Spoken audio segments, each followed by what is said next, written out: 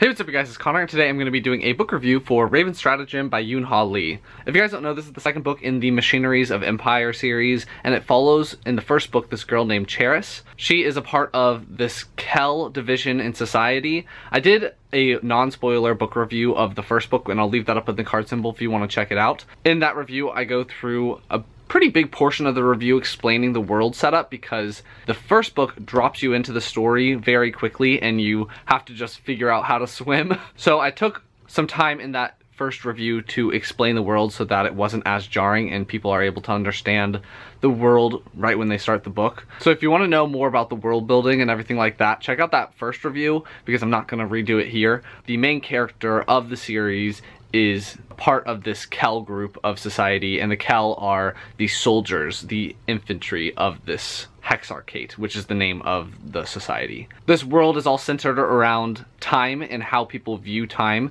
There's the main calendar that the Hexarchate follows, and if a group doesn't think about time the same way that the Hexarchate does, they're considered heretical and they need to be eliminated or converted or whatever so that the technology is able to work. In the first book, it's Cheris's job to try to retake this fortress and to get rid of the heretics that are messing up the technology of this society, the Hexarchate.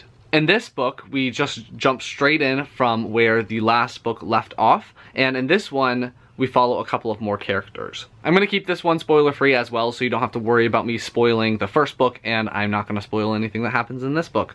So you're safe. As usual with my book reviews, I'm going to go through my pros, go through my cons, give you my rating, and be done. My first pro for this book is that it was so easy to get back into this world. After experiencing the first book and having a hard time connecting with the world and understanding what the heck was happening because it was just very chaotic, it was so nice to go into this book and to immediately just fall back into the story and know what was happening and be able to understand what was going on and who the characters were and how they related to each other. I don't know what the difference is in writing style because in the first book I was very confused. It took a while for me to understand what was happening. I said in my first review that the first book is a book that you will maybe not love the first time you read it, but the second time you read it, you'll like it a lot more because you'll understand the world and be able to follow the story better. This one though, you don't have to reread it at all. You just can go through it and it is very easy to understand. The ending of the first book was super crazy, so I was worried that this one would be just as convoluted and hard to get into, but that was not the case. I think maybe a reason for that is that this book focuses a lot more on the characters and you get inside their head and understand what they're feeling and their thought processes.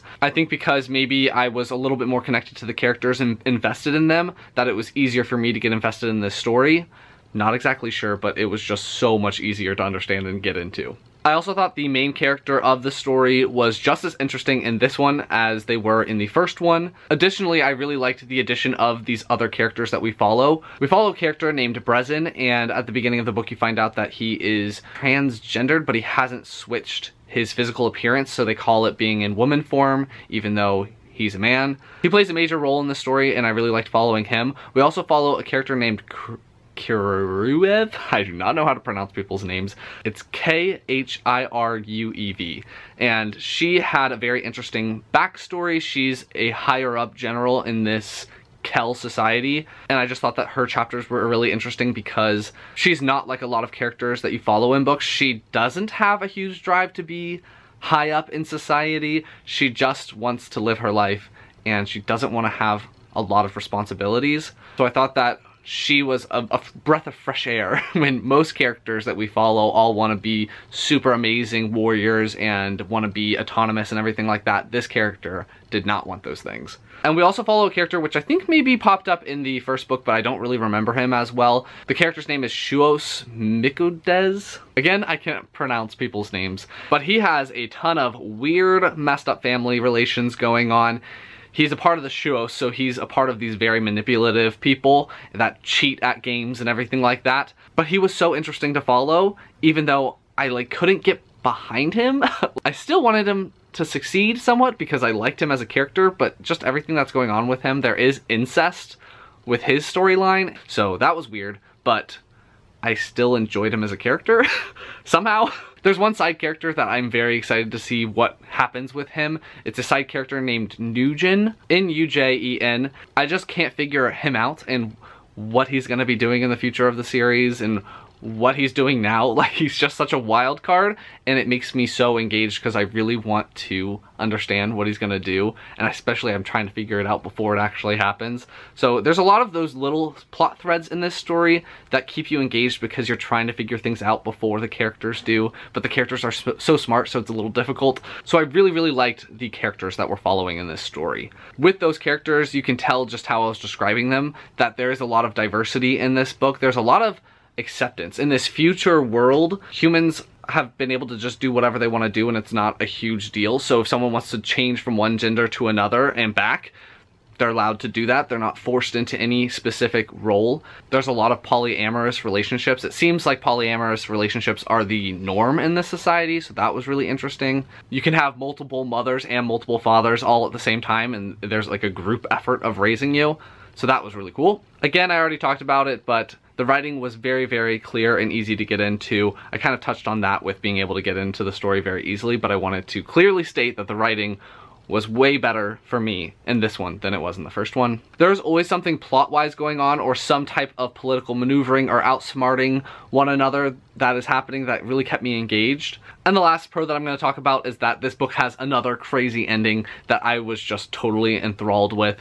I could not put the book down after we got to a certain point. This is one of those books where you hit like 50 pages left and you can't stop reading it until you finish. The ending of this book really shakes things up, and I am just very excited to see what happens in the third book and the repercussions of everything that happens in this one. Now I'm going to talk about a couple of cons that I had. My first con is the incest. I just will never understand slash be able to get behind characters that are involved with incest. It's just not something that at this point in my life I can understand. And the only other really con that I had was that the battle scenes in this book tend to get a little bit messy. When he does battle scenes, I just get lost in the details. There's a lot of different things happening, and that's probably similar to how battles are in real life, but I, as a reader, would like to understand what is happening and where the characters are and the formations and everything like that. I had a hard time following all that stuff, but what happens during the battles isn't as important as what is happening with the characters individually.